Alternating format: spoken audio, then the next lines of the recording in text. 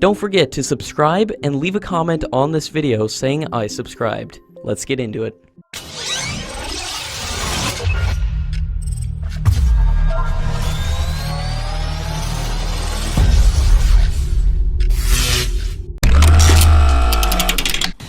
According to latest media reports, the first Rafale aircraft for the Indian Air Force has successfully completed its first flight from a facility of Dassault Aviation in France. The first aircraft will be retained in France, and the aircraft will be delivered with the last batch in 2022, since this aircraft will act as a platform, which will be used to test India-specific enhancements for the Indian Air Force.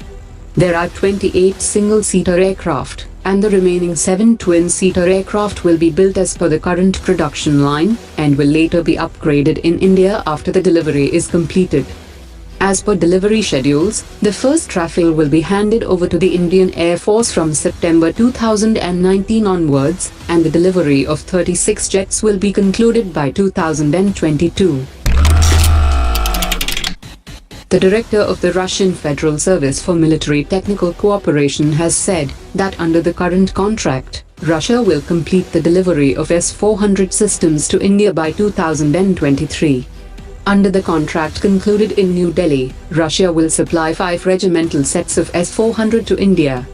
Russia will provide the first regimental set in 2020, followed by a second regimental set in 2021, and then it will supply the third, fourth and fifth sets, and the delivery of the last regimental set will be completed in 2023.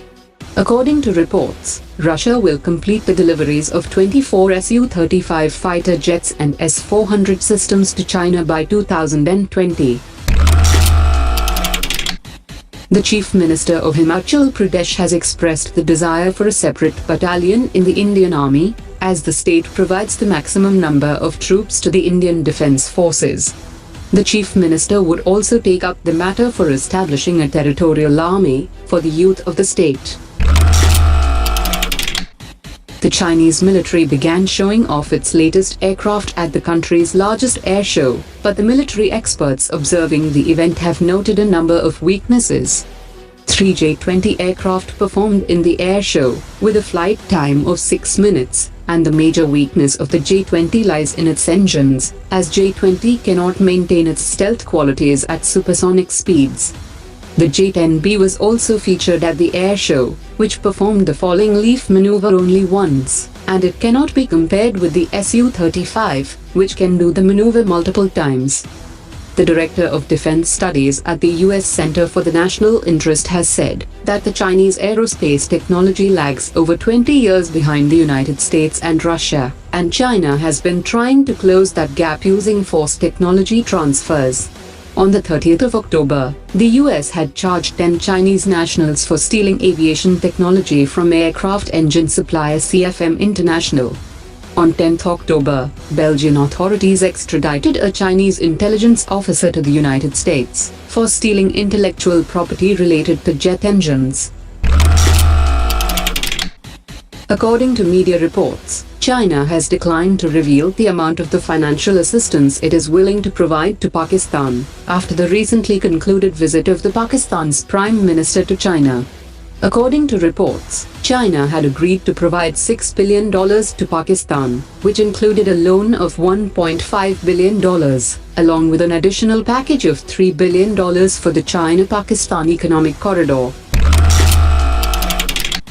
According to media reports, Bangladesh has smartly avoided falling into the Chinese debt trap, as it has decided to construct its biggest infrastructure project from its own finances. The 20-kilometer-long rail and road bridge over its Padma River are being built by self-generated funds of about 30,000 crore rupees in local currency. The Kerala government is preparing to set up a nano-space technology park, with technical support from the Indian Space Research Organisation, and a memorandum of understanding will be signed soon. The facility is likely to start functioning from June 2019, and the idea is to create a manufacturing hub for small satellites and launching devices. According to latest reports, the Quad countries will hold their next meeting on the sidelines of the 13th East Asia Summit at Singapore.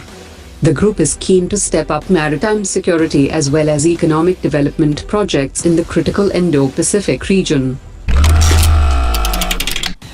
India and China will consider linking up military headquarters and regional commands with hotlines during the Defense Secretary level dialogue on the 14th of November. The issue could be discussed in the two-day dialogue between the Indian Defense Secretary and the Chinese Deputy Chief of Joint Staff Department. The Indian Defence Minister will inaugurate an international seminar on the 13th of November, commemorating the 10th anniversary of Indian Ocean Naval Symposium. The Indian Navy Chief and the chiefs of naval forces of several other countries and senior officers of Indian Navy will be present at the international seminar.